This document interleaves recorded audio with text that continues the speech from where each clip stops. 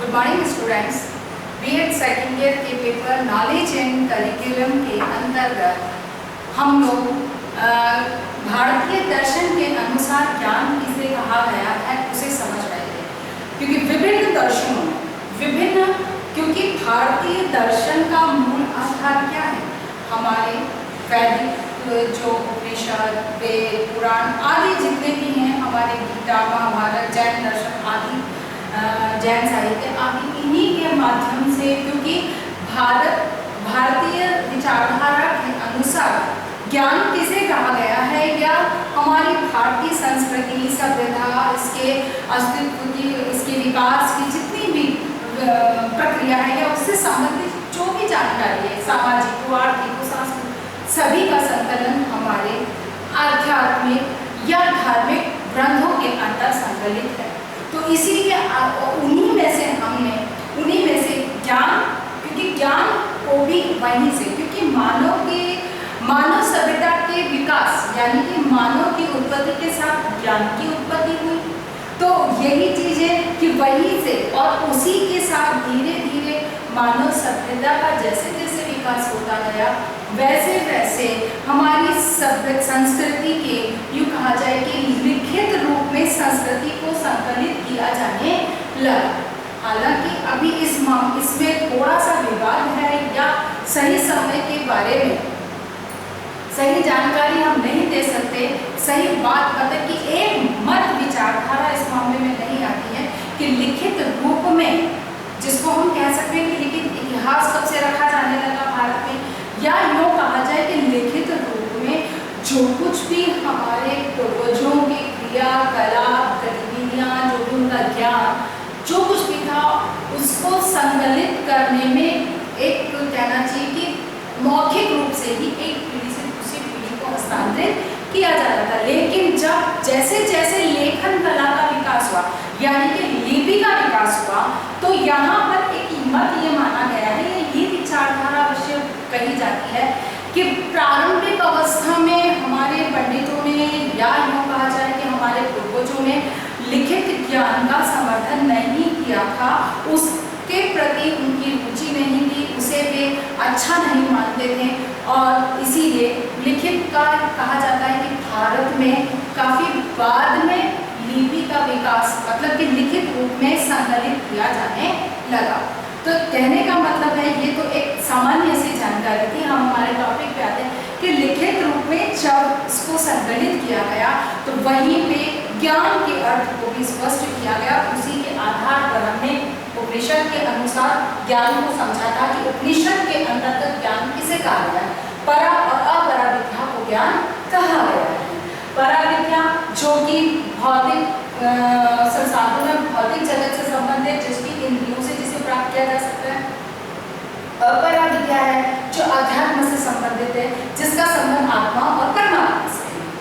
परा और अपरा विद्या, परा और अपरा विद्या। यहाँ पर विद्या शब्द ज्ञान के लिए उपयोग किया गया है। अब श्रीमद् भागवत गीता के अंदर भी इसी चीज को स्वीकार किया गया है कि परा और अपरा विद्या को भी यहाँ पर स्वीकार किया गया है। यहाँ पर गीता में मानव के तीन गुणों की चर्चा की गई। वो कौन कौन से हैं? सात्विक, जो हम पिछले वीडियो में देख चुके थे, सात्विक, तामसिक और राजसी। हम इनकी चर्चा कर चुके हैं। यहाँ पर ये बात स्पष्ट है कि जो सात्विक ज्ञान हमारा, इसमें ये भी परा और अपरा विद्या को ही समर्थन करता है, और उसमें मानवीय गुणों के तीन गुणों की चर्चा की गई है, सात्विक, तामसिक और राजसिक।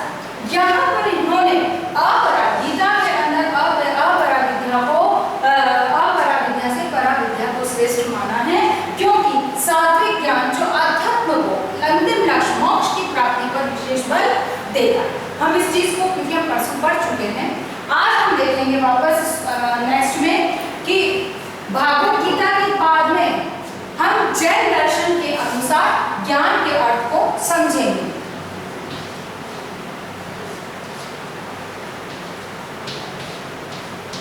जैन दर्शन। जैन दर्शन के अंतर्गत ज्ञान किसे कहा गया है या उसमें ज्ञान को किस तरह से परिभाषित करने का प्रयास किया है, या यूं कहें कि जैन दर्शन में ज्ञान के लिए क्या कहा गया है, किसे ज्ञान माना गया है। क्योंकि जैन धर्म माना ये जाता है कि भगवान ऋषभ देव इनके प्रथम तीर्थंकर थे, लेकिन इसकी जैन दर्शन की जो अधिकांश पहचान जो है भगवान महावीर से प्राप्त होती है, या भगवान महावीर से ही इनका जैन दर्शन की या जैन विचारधारा के बारे में हम जानकारी हासिल करते हैं। यद्यपि प्रथम तीर्थंकर ऋषभ देव थे, वहीं से जैन दर्शन की विचारधाराओं का प्रादुर्भाव हुआ और इन विचारधाराओं का आगे हस्तांतरण होता गया। जैन दर्शन के अनुसार सबसे पहला जो उन्होंने ज्ञान कहा है कि ज्ञान किसे कहा है, उनके अनुसार मति ज्ञान। मति ज्ञान यानी कि मति के द्वारा या प्रत्यक्ष रूप से जिसे हम देखते हैं, यानी कि इंद्रियों के द्वारा। ये क्या है? मति ज्ञान क्या है? प्रत्यक्ष एवं इंद्रियों के द्वारा, इंद्रियों के द्वारा प्राप्त किया जाने वाला, इंद्रियों के माध्यम से जो हम अर्जित करते हैं उस ज्ञान को मति ज्ञान कहा है। यानी कि बात वही है कि जिसे हम प्रत्यक्ष अपराविद्या की तरह, वेद उपनिषद और गीता के अनुसार अपराविद्या की तरह, जिसे कि मनुष्य अपनी ज्ञानेंद्रियों के माध्यम से देखकर, सुनकर, समझकर, स्पर्श करके और जिसको समझता है उसको अनुभव करके, जिसको समझता जानता है, उसे ही उन्होंने मति ज्ञान के रूप में परिभाषित किया है। यानी कि अपराविद्या को यहाँ पर उन्होंने मति ज्ञान के रूप में मति ज्ञान के रूप में से स्पष्ट करने का प्रयास किया या मति ज्ञान के रूप में समझाया। दूसरी बात जो यहाँ पर इन्होंने कहा वह है अवधि ज्ञान।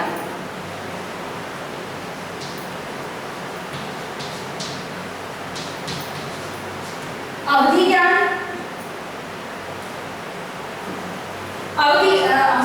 चलो कोई बात नहीं। अवधि ज्ञान जो इंद्रियों से परे, ये क्या है? अवधि ज्ञान जो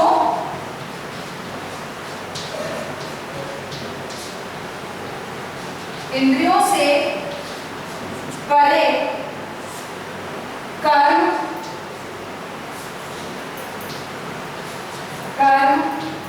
देश जाति से परे। अवधि ज्ञान यानी कि जो इंद्रियों से परे है, यानी कि जिसे इंद्रियों के द्वारा प्राप्त नहीं किया जाता है, जिसे मनुष्य ये इनमें इसमें जैन दर्शन में ये कहा गया है कि मनुष्य के कर्म, जाति, धर्म, देश, इन सब से अलग ऊपर उठकर जो ज्ञान अर्जित किया जाता है, यानी कि इनका संबंध न तो कर्म से है, मनुष्य की क्रियाकलापों से है, इसका संबंध ना तो किसी देश से है, अर्थात किसी राज्य, किसी शासक या उसकी प्रजा, उसके वहाँ की शासन पद्धति, वहाँ की नीतियाँ, इनसे कोई संबंध नहीं है, और ना ही किसी जाति से, यानी कि किसी भी जाति से इसका कोई संबंध नहीं होता, उस पर आधारित कोई भी ज्ञान नहीं होता है। मति ज्ञान के अंतर्गत ये सब कुछ सम्मिलित हो जाते हैं, क्योंकि कर्म मनुष्य अपने ज्ञानेंद्रियों के माध्यम से हर चीज को देखता, आवश्यकताओं के अनुसार उसको कार्य करता है। देश की संबंधित हर देश की प्रजा, शासन व्यवस्था, सब कुछ ये उसी से संबंधित है। तो यहाँ पर ये बात स्पष्ट है कि इन सबसे परे, यानी कि अवधि ज्ञान के अंदर इनसे संबंधित किसी भी प्रकार की जानकारी या ज्ञान अर्जित नहीं करता है, न तो वो ज्ञानेंद्रियों के माध्यम से प्राप्त करता है, न इनमें से किसी भी तरह की ज्ञान को इन सबसे ऊपर उठकर, यानी कि अध्यात्म से, आत्मा से परमात्मा के मिलन के लिए जो आध्यात्मिक ज्ञान है वही अवधि ज्ञान के अंतर्गत आता है। अगली बात जो है इसके अंतर्गत वह आती है श्रुति ज्ञान। श्रुति ज्ञान, श्रुति ज्ञान किसमें है? ऋषि मुनियों आदि के शब्द हैं। ऋषि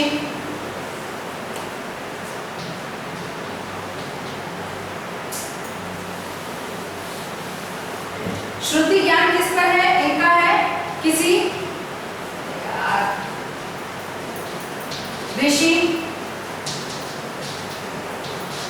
ऋषियों मुनियों, ठीक है ना, की वाणी, या किसी ज्ञानी, ऋषि मुनि या किसी ज्ञानी, यानी कि जो किसी के बारे में जानकारी रखता है। कहने का मतलब श्रुति ज्ञान जो कि सुनकर अर्जित किया जाता है, अर्थात कि यहाँ पर किसी व्यक्ति की अपनी विचारधाराएं स्वयं की कुछ नहीं है, स्वयं के इंद्रियों के द्वारा अर्जित किया गया अनुभव नहीं है, इंद्रियों के द्वारा अर्जित किया गया कोई ज्ञान श्रुति ज्ञान के अंतर्गत नहीं आता है। इसके अंतर्गत ज्ञान कौन सा है? ज्ञान वह जो हमारे ऋषि मुनियों के द्वारा अपने अनुभवों के आधार पर, यानी कि ऋषि मुनियों के द्वारा जो भी उनका अनुभव था, जो उन्होंने ज्ञान अर्जित किया अपने प्रयासों के द्वारा, अपने अभ्यासों के द्वारा, जिस ज्ञान को उन्होंने अर्जित किया है, वही ज्ञान यहाँ पर श्रुति ज्ञान कहा गया। अर्थात कि जैन दर्शन के अनुसार मति ज्ञान जो इंद्रियों से प्राप्त होता है, अवधि ज्ञान जिसका संबंध इंद्रिय ज्ञान से नहीं है, न किसी क्रियाकलाप, राज्य, जाति, धर्म, किसी से कोई संबंध नहीं है, यह एक स्वतंत्र जो ये कहा जाए कि ब्रह्मांड, आत्मा से परमात्मा से इसका संबंध होता है, यानी कि ब्रह्मांड से संबंधित, जिसका कि हमें प्रत्यक्ष अनुभव या कहना चाहिए कि हम प्रत्यक्ष रूप से जिसे देख छू नहीं सकते हैं, इस तरह के ज्ञान को इसके अंतर्गत, क्योंकि जिसे हम इस समय ये कहें कि अमूर्त ज्ञान, जिसका कि मूर्त रूप कहीं उपलब्ध नहीं है, उस तरह का ज्ञान अवधि ज्ञान के अंतर्गत है। श्रुति ज्ञान जो कि किसी के कहे गए शब्दों को यथावत विश्वास रखकर कि हमारे ऋषि मुनियों ने जो कहा है वह सत्य कहा है, और उसे भी स्वीकार कर लेते हैं, उसी को ज्ञान के रूप में अर्जित कर लेते हैं। जैसे कि हम कह रहे हैं कि जैन दर्शन में ज्ञान किसे कहा गया, तो ये चीज हमारे पूर्वजों के द्वारा कही गई, उनके द्वारा इसकी व्याख्या की गई, हम इसे सिर्फ समझ और यथावत स्वीकार कर रहे हैं, अर्थात यह श्रुति ज्ञान, मतलब कि हम, हालांकि आपके लिए श्रुति ज्ञान हो सकता है क्योंकि इस चीज को मैं बोल रही हूँ, अर्थात हम किसी के द्वारा कहे गए ज्ञान को यथावत स्वीकार करें। नेक्स्ट आ जाता है इसमें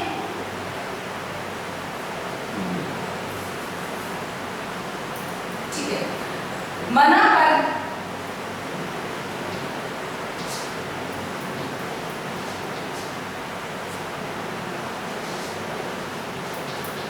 मना परिविज्ञान, जो कि दूसरों के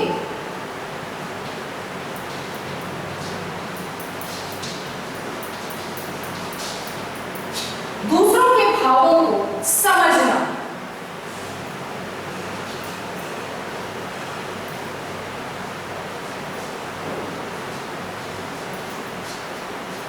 ठीक है। मना परिविज्ञान यानी कि किसी के मन की बात को पढ़ लेना, किसी के मन को समझ लेना, कि सामने वाला क्या चाह रहा है, किस तरह से वो चाह रहा है। जैसे आप कोई कार्य कर रहे हो, सामने वाला आपके किसी कार्य के प्रति सहमत नहीं है, लेकिन वो आपको कुछ नहीं कह रहा है, वो अपने एकदम सामान्य है, लेकिन फिर भी आप उसकी मन की बात को समझ जाते हैं कि उसे ये कार्य अच्छा नहीं लग रहा है, या वो इस कार्य को इस तरह से करना पसंद नहीं कर रहा है। यही चीज है मनः प्रतिज्ञान, यानी कि किसी को समझने की का जो कौशल है वह भी मनः प्रतिज्ञान के अंतर्गत आता है। अगली चीज जो कैवल्य ज्ञान,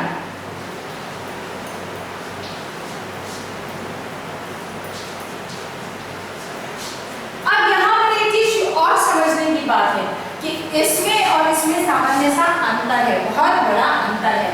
अवधि ज्ञान के अंतर्गत हमने कहा कि जो इंद्रियों से प्राप्त नहीं होता है, समाज, जाति, ये कहा जाए कि देश से परे है, ठीक है। और कैवल्य ज्ञान जो कि आत्मा से परमात्मा, यानी कि संपूर्ण ज्ञान, जो आत्मा से परमात्मा के मिलन के लिए जितने भी ज्ञान की आवश्यकता है वह कैवल्य ज्ञान के अंतर्गत आता है, जिसके बारे में हम बार-बार पढ़ते हैं कि महात्मा बोध महावीर स्वामी को कैवल्य ज्ञान की प्राप्ति हुई थी। यानी कि जीवन क्या है, जीवन का सत्य क्या है, मनुष्य क्या है, मृत्यु क्या है, आत्मा क्या है, परमात्मा क्या है, जीवन का मनुष्य जो जन्म लेता है वो क्यों लेता है, मृत्यु होती है तो क्यों होती है, जीवन मृत्यु का चक्र क्या है, ये किस तरह से चलता है, ये सब क्या है, कैवल्य ज्ञान है। अवधि ज्ञान के अंतर्गत मनुष्य अपनी ज्ञानेंद्रियों से कुछ नहीं लेता है, लेकिन यहाँ पर वह अपनी सेवा भाव के माध्यम से, सेवा भाव सेवा किस तरह से की जाए और उस तरह उसके माध्यम से वो बहुत सारी चीजों को समझ पाता है। यानी कि यो कहा जाए इसमें ज्ञान की प्राप्ति और इसमें सेवा करने का लक्ष्य या उसका कौशल यहाँ पर उसको प्राप्त होता है। अर्थात कि जैन दर्शन के अनुसार जो ज्ञान है वो कौन कौन सा है, जो इंद्रियों से प्राप्त होता है मति ज्ञान है, जो अवधि ज्ञान है जो कि इंद्रियों से नहीं प्राप्त होता है, जिसके लिए सेवा भाव के माध्यम से सेवा करके जो मनुष्य प्राप्त करता है वह ज्ञान, शुद्ध ज्ञान यानी कि किसी अन्य की वाणी को यथावत विश्वास रख के स्वीकार करना वह ज्ञान है। मन परिप्रज्ञ ज्ञान यानी कि किसी के मन को पढ़ लेने का कौशल, मन को पढ़ने का ज्ञान यानी कि किसी अन्य के मन को पढ़ लेने की का जो क्षमता है वह मन प्रज्ञ ज्ञान है। और कैवल्य ज्ञान जो कि इस जीवन मृत्यु मनुष्य की उत्पत्ति आदि सब के बारे में जो संपूर्ण ज्ञान जिसे हम कह सकते हैं वह ज्ञान कैवल्य ज्ञान कहलाता है। अगली बात इसके अंतर्गत दूसरा जो हम यहाँ देखेंगे वह है न्याय दर्शन के अनुसार ज्ञान क्या है।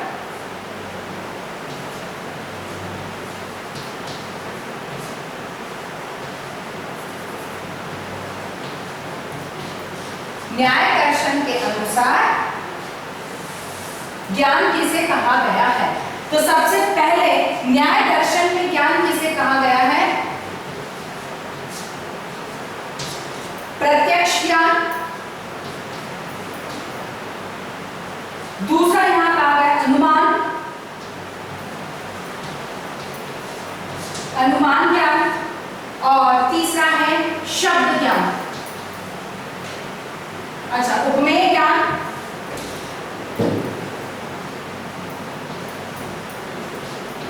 उपमेय ज्ञान और चौथा है शब्द ज्ञान।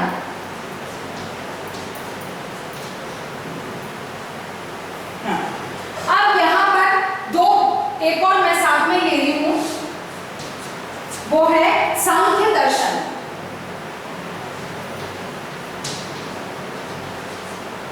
सांख्य दर्शन, सांख्य दर्शन के अनुसार ज्ञान किसे कहा गया है, पहला है प्रत्यक्ष ज्ञान, दूसरा है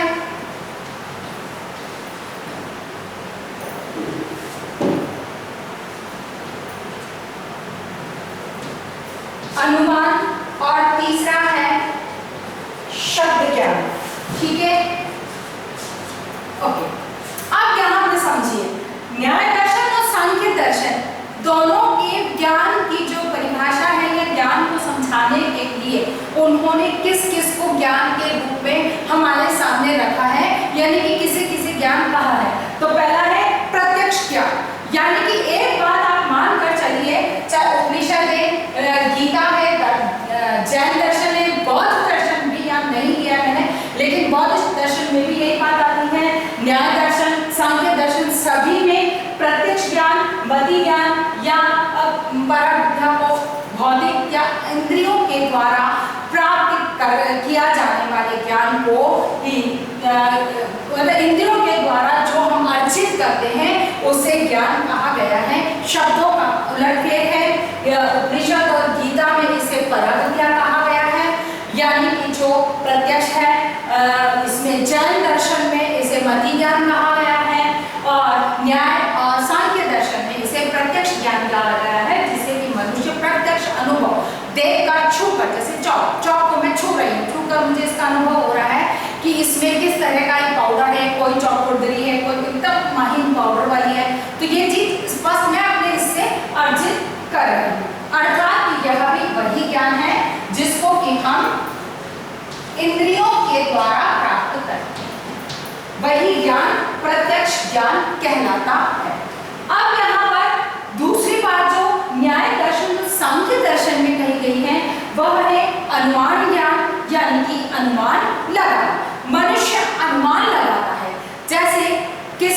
खेतों में खड़ा है और वो कितनी भी तेज धूप है, लेकिन उसके बावजूद वो आपको और हमें कह देता है कि बरसात आने वाली है, कुछ समय बाद बरसात आएगी। क्यों?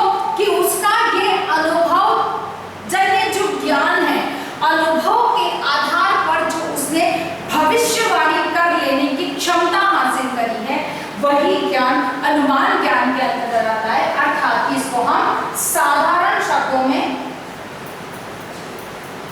भविष्यवाणी कह सकते हैं, यानी कि हम फोरकास्ट कर सकते हैं। अनुमान यानी कि अनुमान के माध्यम से जब हम फोरकास्ट करने की कौशल को प्राप्त कर लेते हैं, तो वह ज्ञान अनुमान ज्ञान के आधार पर कहा जा सकता है। उसे हम कहेंगे कि यह अनुमान पर आधारित ज्ञान है।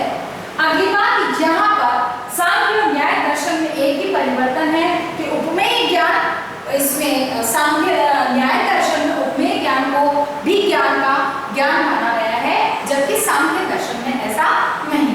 तो उपमेय ज्ञान के आधार पर जो क्या है, न्याय दर्शन में उपमेय ज्ञान जो माना है वो किसे माना है कि समान दिखने वाली चीजों के आधार पर, फॉर एग्जाम्पल मतलब समान दिखने वाली चीजों के आधार पर एक का दूसरे में उपयोग कर लेना, यानी कि जिसे हम कहेंगे एक परिस्थिति में सीखे गए ज्ञान को दूसरी परिस्थिति में सीख लेना, उपमेय ज्ञान, दूसरी परिस्थिति में उसका उपयोग कर लेना उपमेय ज्ञान कहलाता है। फॉर एग्जाम्पल कि जैसे एक व्यक्ति है या एक बालक है जो कि रेडियो ठीक करने में बहुत माहिर सक्षम है, उसे पता है कि ये इंजीनियरिंग के ये है, जैसे वो हम ये कह लेंगे वो रेडियो वगैरह बहुत अच्छे से ठीक कर लेता है। अब रेडियो और टेलीविजन में कुछ ही परिवर्तन होता है, ऑडियो दोनों में लगभग ऑडियो सिस्टम का जो भी उसमें वायरिंग है, उसमें सेटअप है, वो एक जैसा होता है लगभग। तो जब वो रेडियो को बहुत अच्छे से ऑपरेट कर सकता है, उसको ठीक कर सकता है, तो वो टेलीविजन को भी ठीक कर सकता है। या हम यूँ भी समझ सकते हैं कि कंप्यूटर और टेलीविजन, जैसे कोई बच्चा कोई व्यक्ति है जो कंप्यूटर को बहुत अच्छे से उसका हार्डवेयर में बहुत अच्छे से काम कर सकता है, उसको ठीक करना है, उसको देखना है उसमें किसी तरह की खराबी खुद से बहुत अच्छे से कर लेगा। वहीं अगर उसके सामने टीवी ला के रख दिया जाए तो वो कंप्यूटर से संबंधित ज्ञान का उपयोग करते हुए उस टीवी को भी सही कर लेने का कौशल उसमें विद्यमान होता है, यानी कि वो इतना तो एक बार कर ही लेगा कि वो चीज सही हो जाए। जो उसका विशेषज्ञ है उसमें बेशक कमी हो सकती, लेकिन उसका तुलनात्मक रूप से वो उतना कार्य कर लेगा कि वो चीज भी आपकी सही हो जाए। अर्थात एक परिस्थिति, एक वस्तु तथ्य के लिए सीखे गए ज्ञान को दूसरी परिस्थिति या दूसरे तथ्य में उपयोग कर लेना उपमेय ज्ञान कहलाता है। अर्थात उपमेय जो एक के आधार पर दूसरे का कार्य साध लेना ही ये भी एक ज्ञान है, जो न्याय दर्शन के अनुसार उसे उपमेय ज्ञान कहा। अगला है शब्द ज्ञान, जो कि सांख्य दर्शन और न्याय दर्शन दोनों के अंदर उपयोग में लिया गया है। कि शब्द ज्ञान क्या है? शब्दों के द्वारा प्रस्तुत किया गया ज्ञान शब्द ज्ञान है। अब उसे श्रुति ज्ञान भी कह सकते हो, किसी के द्वारा लिखे गए उसमें लिखित उसमें भी कह सकते हो कि किसी के द्वारा कहा गया, किसी के द्वारा लिखा गया, ये भी क्योंकि किसी ने कहा तो किससे कहा? शब्दों से ही तो कहा, तो वह ज्ञान शब्द ज्ञान कहलाता है। सांख्य दर्शन ने शब्द ज्ञान के दो भागों में बांटा है, इसे दो तरह से परिभाषित किया है। पहला है इंद्रिय ज्ञान,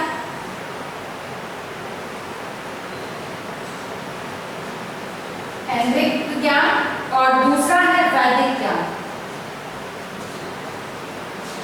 ठीक है, ऐन्द्रिक ज्ञान कौन सा है? जो व्यक्ति की अपनी सूझबूझ समझ के आधार पर जिसे वो शब्द रूप में संकलित करता है वह ऐन्द्रिक ज्ञान है। और वैदिक ज्ञान जो कि हमारे ऋषि मुनियों के शब्द या उनके भाव हैं जो शब्द रूप में प्रस्तुत किए गए हैं, वह शब्द ज्ञान के रूप में माने जाते हैं। अर्थात कि सांख्य दर्शन और न्याय दर्शन में दोनों में शब्द ज्ञान को महत्व दिया गया है, यानी कि उसे भी शब्द ज्ञान कहा गया है, जो कि जैन दर्शन में श्रुति ज्ञान के रूप में लिखा गया है कि किसी अन्य के शब्दों का, अन्य की कही गई बात को भी ज्ञान के रूप में, जिसपे कि हम ट्रस्ट कर लेते हैं, विश्वास रखते हैं, विश्वास करके जिसे हम स्वीकार करते हैं, वह शब्द ज्ञान होता है। और यही शब्द ज्ञान है। सांख्य दर्शन में से दो तरह के ज्ञान को शब्द ज्ञान में माना है। कौन सा? पहला इंद्रिक और दूसरा है वैदिक ज्ञान। इंद्रिक ज्ञान में जिसमें व्यक्ति अपनी सूझबूझ, अपनी समझ के आधार पर किसी को अर्चित करता है, वह इंद्रिक ज्ञान है। और वैदिक ज्ञान यह वह ज्ञान है जो कि हमारे ऋषि मुनियों के द्वारा कहा सुना गया है और जिसे हमने लिखित रूप में संकलित किया। यानी कि ज्ञान जो हमारे एक भारतीय दर्शन के अनुसार हमने आज ज्ञान को पूर्ण क्या समझा कि भारतीय दर्शन के अनुसार ज्ञान किसे कहा गया। यहाँ पर मैं अपने इस टॉपिक से जरा सी हटकर एक छोटी सी जानकारी, जो कि मैंने यहाँ बात शुरू करी थी लेकिन टॉपिक से हटकर वो थी, इसलिए मैंने उसको वहीं ड्रॉप किया कि जैन दर्शन के अनुसार प्रथम तीर्थंकर ऋषभदेव मुनि को माना गया है। ऋषभदेव भगवान को प्रथम तीर्थंकर माना जाता है जैन संप्रदाय के। माना ये जाता है कि लिखित रूप में जो वेदों का, या कहना चाहिए कि हमारे जो जितने भी ग्रंथ, जिसको कहते हैं कि प्रथम लिखित जो हमारे पास संसाधन उपलब्ध है वो वेदों से माने गए हैं। 4 वेदों से इनका माना जाता है कि लिखित रूप में हमारे पास उपलब्ध है। लेकिन भारतीय दर्शन जो है, भारतीय ज्ञान का भंडार है, वो माना यह जाता है कि उपनिषदों के काल से ही, वहां से ही प्रारंभ नहीं हुआ है। उससे पहले भी हमारे पूर्वजों के बहुत ज्ञान थे। जैसे कि हमने पुराणों में हम पढ़ते हैं कि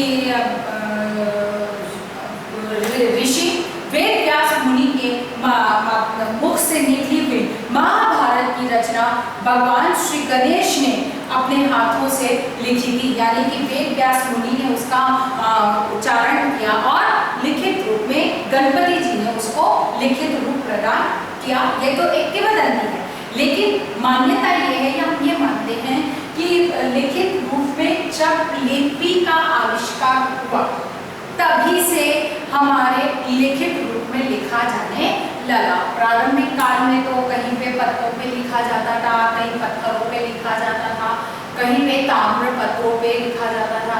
लेकिन धीरे धीरे इसमें परिवर्तन आया और चाइना की तरफ से क्या माना यह जाता है कि सबसे पहले कागज का आविष्कार चाइना में हुआ था। और जब कागज का आविष्कार हुआ उसके बाद में लिखित लेखन प्रक्रिया का कार्य बहुत अधिक मात्रा में होने लगा। ऐसा कहते हैं कि जैन संप्रदाय के प्रथम मुनि भगवान श्री ऋषभदेव की पुत्री, जिन्होंने वह भी एक ज्ञानी, बहुत ज्ञानी थी, कहा जाता है कि उन्होंने लिपि का आविष्कार किया था। और कैसे लिखा जाएगा, किस तरह से लिखते हैं, यानी कि एक लिपि का आविष्कार किया था।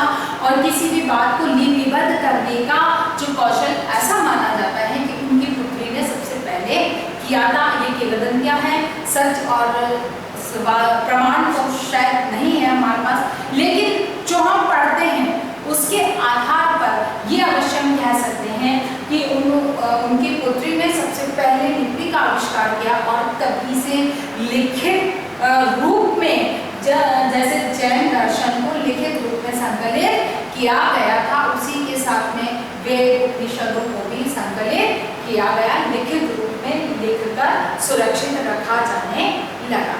तो कहने का मतलब ये है कि भारतीय ज्ञान, हम ये नहीं कह सकते आज या कल में ही इसका उदय हुआ है।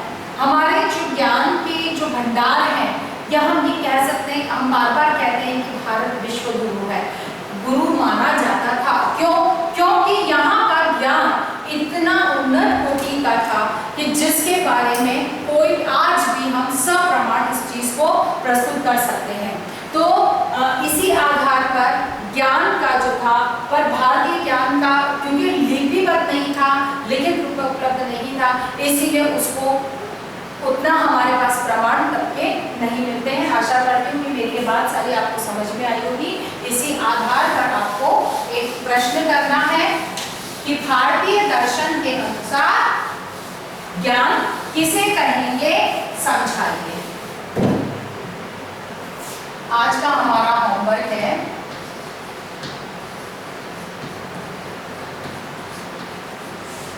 भारतीय